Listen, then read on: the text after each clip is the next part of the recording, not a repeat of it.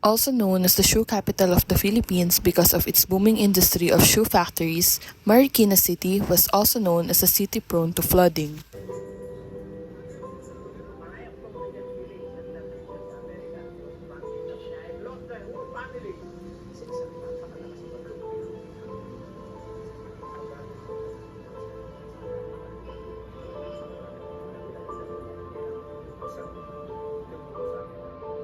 Rescue technician Marvin states that they're the reactive force in the face of typhoons, while their top management acts as the proactive force. With these two combined, they ensure safety within the lands of Marikina. Various areas in Marikina that need constant updates and improvements regarding storms and floodings are all low-lying areas like Barangay IVC, Malanday, Tumana, and Balubad ng Ka.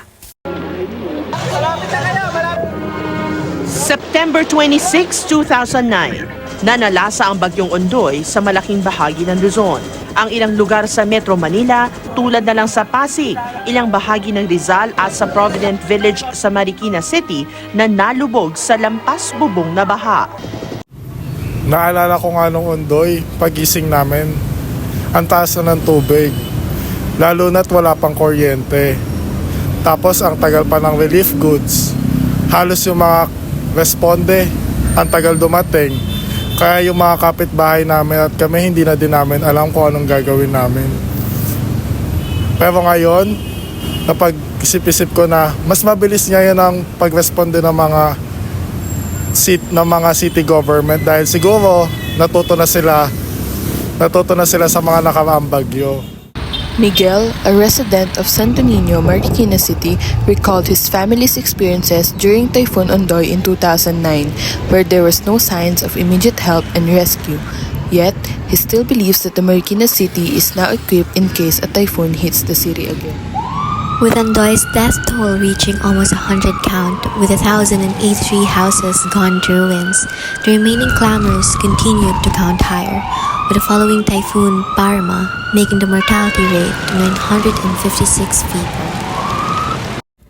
An evacuation center designated for typhoons is non-existent. The 22 active evacuation centers in true Filipino fashion are schools, making their state right after the typhoons unfit to continue education for Marikina students for quite some time. Non-stop rains from Typhoon Ulysses are bringing the Marikina River to dangerous levels. As of 6 this morning, the water level is at third alarm at 20.7 meters, pulling dangerously close to the 21.5 meters reported during Typhoon Ondoy in 2009. Ako po si Jezreel Likisha, taga Barangay Malanday sa Marikina City. And naalala ko nga nung bagyo, nung taong 2020, pandemic time pa noon. So, binagyo kami and alam ko naranasan din to ng buong Pilipinas, yung bagyong Ulysses. And syempre kilala kasi yung Marikina sa mga lugar talaga sa Pilipinas na laging binabaha. So, isa rin ako at yung pamilya ko sa naapektuhan ng bagyong yon during that time. So, inabot din kami sa lugar kasi namin, inabot kami ng mga hanggang tuhod namin, ganyan. And syempre, yun, nilikas namin yung mga gamit. Buti na lang, meron kaming second floor. So, inangat namin doon lahat.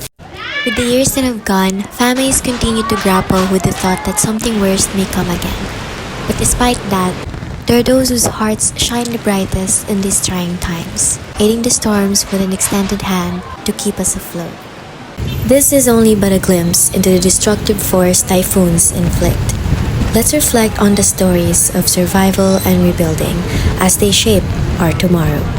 Let's stay informed and prepared, united against the many more storms that lie ahead.